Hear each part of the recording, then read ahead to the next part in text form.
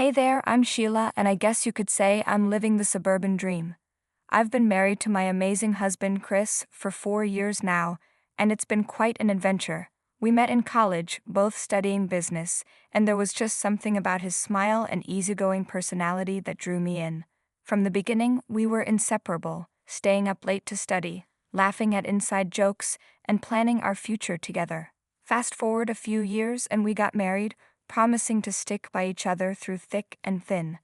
The whole for better or worse thing seemed easy at the time, but little did I know our journey was about to take a challenging turn, thanks to my mother-in-law. Chris and his mom Martha have always been super close, which sometimes felt a bit much to me. Martha raised him almost entirely on her own after her divorce, and it seemed like she was determined to keep him under her wing, even after he moved out. I heard stories about how she used to match outfits with him and always stayed close while he played with his friends. Martha had this habit of planning Chris' life down to the minute, almost like she was the one in charge. Even when he went off to college, her clinginess didn't stop. She'd call him several times a day to check on his schedule and even visited him twice a week. This really affected Chris. He's a great guy, but you could tell he felt the pressure of meeting her expectations. When Chris introduced me to Martha for the first time at dinner, I could feel her sizing me up, analyzing every detail. "Sheila, it's so lovely to finally meet you. Chris talks about you all the time," she said. "Thank you, Martha, it's great to meet you too," I replied. "Oh, I'm sure it is. Chris has a way of surprising us with his choices," she added, with a hint of something I couldn't quite place. Then she asked what I do for a living, and when I told her I work in marketing, she wasn't all that interested. Instead, she started talking about Chris' ex-girlfriends, like Lily, an artsy girl who was always lost in her own world, and another girl who was a musical talent, but too free-spirited for Martha's taste. "Mom, you're embarrassing me," Chris said, trying to change the subject. "No matter who comes into Chris' life, I'll always be the first woman he loves," Martha said with a smile. From the start, it felt like everything I said or did was being compared to what Martha thought was best.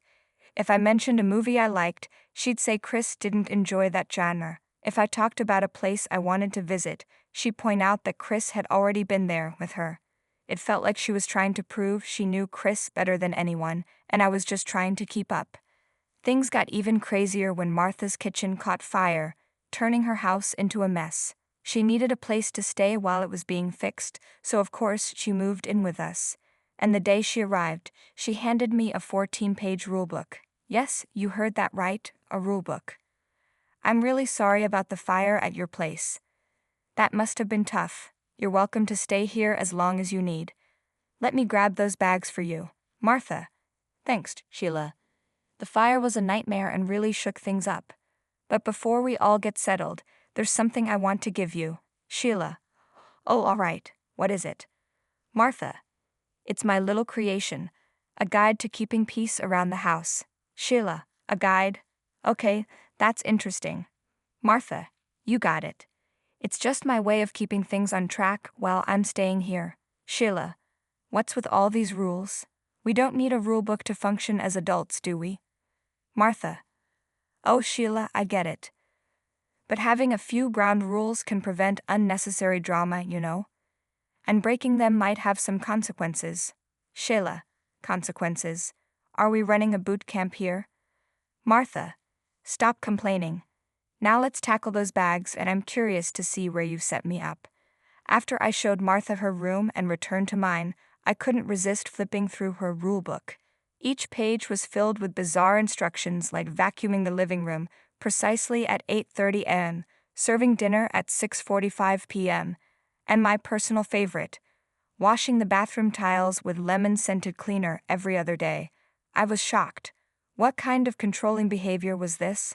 When Chris got back from work, I showed him the rulebook. Before bed, we both started laughing at how ridiculous it was. It felt like we'd stepped into another world where everything was super organized. "Chris. Okay, this one takes the cake. Arrange the spice jars in alphabetical order. I guess our spices are getting a degree in linguistics." "Sheila. And don't forget Gourmet Tuesdays, where I apparently have to whip up a 5-course meal from scratch.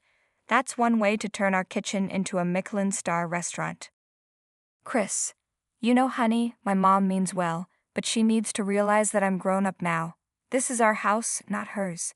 We have our own way of doing things. Sheila, you're right. So promise me you won't take this rulebook too seriously. It's just her way of showing she cares, even if it's a bit eccentric. Chris, deal. No alphabetized spices or gourmet extravaganzas in our future, I promise. The next morning, I woke up to find Chris already dressed and ready for work. He kissed me goodbye, and I noticed Martha's rulebook still sitting on my bedside table. It was around 8:00 a.m., and according to the book, I was supposed to vacuum the living room by 8:30 a.m. Yeah, right. I took a shower, got dressed, grabbed a granola bar, and left for work before Martha could catch me. When I walked in after a tough day at the office, hoping to relax on the couch, I was met with chaos. Chris and Martha were in the middle of a heated argument in the living room. Martha was clearly upset. Martha, Chris, I'm really struggling to understand why Sheila can't seem to respect the rules I've set in this house. Did you notice she just left for work this morning without doing any of the chores? Chris, Mom, we've talked about this. The house is turning into chaos, and it's all about maintaining order, right? But I've grown out of those rules. Martha, rules are how I raised you, and they're still important. You think you know him better, Sheila? Because I distinctly remember him asking for pancakes every Sunday morning when he was a kid. Sheila, Martha, seriously? Who do you think you are? This is our house. Martha, this is my son's house, and it belongs to me as much as it belongs to you. Sheila, excuse me, Chris? Chris, Mom, I need to come clean. This is Sheila's house. She owns it. Martha, what? How is that possible? Sheila, Martha. When Chris and I got married, my parents gifted me this house as a first anniversary present. It's under my name. Martha, Chris, you never told me that. Chris, I didn't want to complicate things, Mom. I let you believe the house was mine, and I'm really sorry, Mom. After Chris stormed off dramatically, I was left standing there, completely dumbfounded by what he'd just revealed. My mind was racing, trying to understand why he'd lie about something as big as our house. Chris had never lied to me before. He'd always been the sweetest, most genuine guy. I took a deep breath and headed to our bedroom, gently pushing the door open. There he was, Chris, looking like he was drowning in guilt. Sheila, hey, can we talk? Chris, yeah, I guess we should. Look, I'm not mad or anything. I just can't wrap my head around why you'd lie about the house, of all things. We've always been open and honest with each other. Chris, I know, honey. That's what's been eating me up. I should have just told you the truth from the start. Sheila, okay, so what's the deal? Chris, it's my mom. She's always been on my case. Ever since I was a kid, she's had these expectations about who I should be and what I should achieve. It's like she wanted this perfect version of me. Sheila, and you thought lying about the house would, what? Impress her? Chris, no, not impress, more like avoid disappointing her. She's always been proud of being in control of things. I thought if she found out that you're the one who actually owns the house, it would shake things up. She'd be disappointed in me for not being the son she wants me to be. Sheila, Chris, you're your own person. You've always been kind, hardworking, and true to yourself. You're the man I fell in love with. Why does she get to define your worth? Hearing Chris's backstory with his toxic mother really hit me hard. Growing up with that kind of negativity had made him feel like he had to lie to his own mom. The whole situation was so unfair. Chris, the most laid-back and caring guy I knew, was carrying around this heavy baggage from his messed-up family. He deserved better. A childhood that didn't leave him feeling like he had to lie or prove himself. What really got to me was how toxic Martha could be. It made sense why she had no friends and had nowhere to go when her kitchen burned down. I was angry that she had this hold over Chris, making him feel like he had to lie to keep the peace. Her toxic presence was poisoning everything in our lives. The next day was seriously weird. I was getting ready for work, fully prepared for Martha to come at me with her usual chore checklist or some sarcastic comment. But to my surprise, she was completely silent. I left for work feeling a mix of relief and suspicion, wondering if this was the calm before the storm. When I came home after a long day, hoping to relax, I walked into a complete mess. The furniture was moved around, and the vases and plant pots from my beloved indoor garden were nowhere to be seen. Sheila, Martha, what have you done? Martha. Oh, Sheila, I just thought the room needed a bit of a change. Sheila, change? Martha, this is our home. You can't just come in and rearrange everything without even asking. Martha. Well, I thought it would be better this way, and those plants were taking up too much space. Sheila. You know what, Martha? I'm just tired. Tired of your constant need to control everything. I invited you into my home, gave you a space here, and what do? You find new ways to make my life miserable. Martha. Oh please, Sheila, spare me the drama. You're overreacting. They were just plants. When I stepped into my bedroom, I was shocked. My bed was against a new wall. The photo frames on the dresser were cramped, and my desk was in a spot that made no sense. I couldn't believe Martha thought she had the right to rearrange everything. I stormed into Martha's room, my frustration reaching a boiling point. Enough was enough. Sheila, Martha, seriously, what were you thinking? You had no right to go into my bedroom and rearrange things without asking. Martha, you're blowing this way out of proportion. Sheila. Martha, we need to talk. I've been trying to stay calm, but I can't hold back anymore. You've been treating me like some sort of intruder in my own home, and it's not okay. I get that you have your rules and your idea of how things should be, but being a mom doesn't give you a free pass to mess with our lives. Martha. Whoa, where's all this coming from? Sheila. It's been building up for months. Your critiques, your eye rolls, you act like you're the guru of life, especially when it comes to Chris. But guess what? Your way isn't the only way. Believe it or not, I've been guiding him too since his dad left, and I give you props for that. But that doesn't mean you're the boss of our lives. I've seen how your need for control is stressing Chris out. He's walking around like he's carrying a ton of bricks on his shoulders, worried that he's not living up to your expectations. I'm starting to see things clearly now. I notice when Chris hesitates to speak his mind around you, and I hear it when he tries to keep you happy no matter what. Chris is a grown man, and I'm not letting you control him anymore. You've just brought trouble on yourself, Sheila, by questioning me as a parent. You'll see soon. After that showdown with Martha, I was emotionally drained and completely exhausted. I told Chris everything that happened later that night, and I found comfort in his arms. He was like my shield against the emotional storm. He apologized to me and told me that his mom wasn't going to stay with us permanently and that she would be gone soon.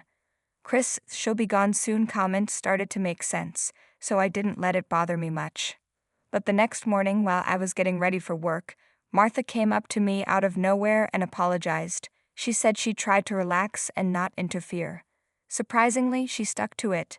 Things were going pretty smoothly for a while. Martha seemed determined to be helpful, pitching in with chores and being all nice and cooperative.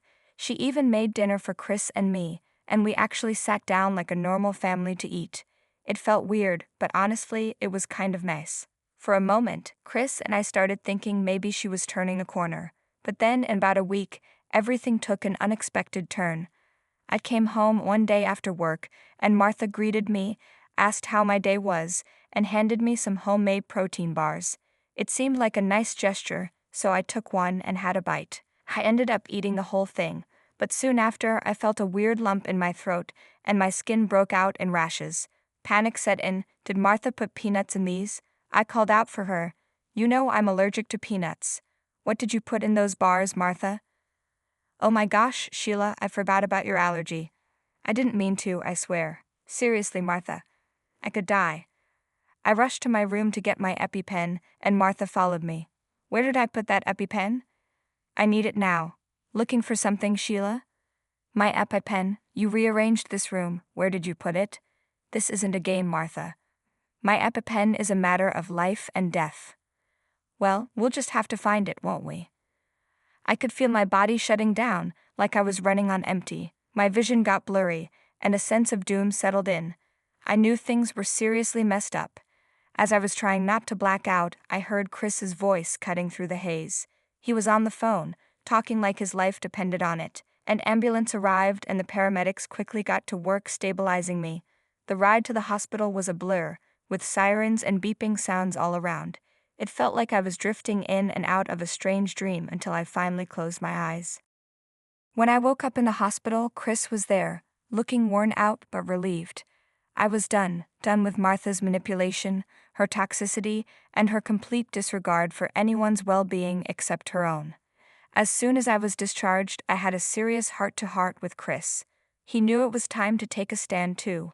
He had seen firsthand the damage his mother's actions could cause, and he was ready to set things right. A couple of days after I was discharged from the hospital, Chris and I went home.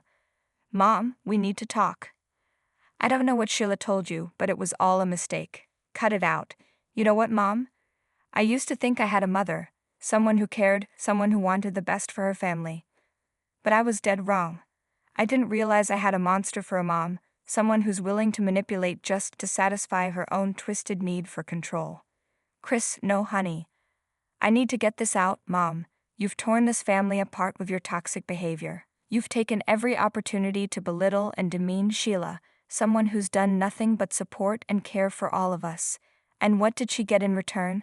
Neglect and her allergies triggered because you forgot? It's sickening. You nearly killed Sheila.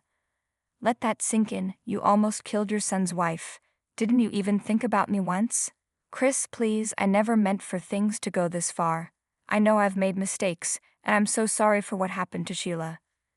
"Mom, listen carefully. You have two choices. You can leave on your own terms, or I'll make sure you're out of here. You can stay in a motel or wherever you want, but you're not staying here. This is where it ends, Mom. Our relationship, whatever was left of it, ends right here. I don't have a mother anymore, not in the way that matters." Honestly, I couldn't help but feel a twisted sense of satisfaction when Chris showed his mom the door. She loved him so much that it must have hurt like crazy to be rejected by her own son.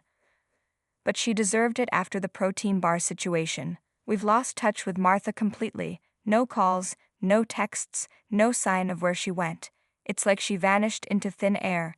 And as much as I hoped she would grow and find her way, I can't help but wonder where she ended up.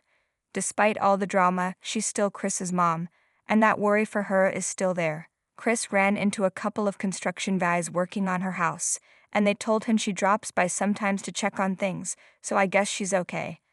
Our home is no longer a battleground, and who knows if we'll ever get in touch with her again. For now, we're just trying to live in the moment.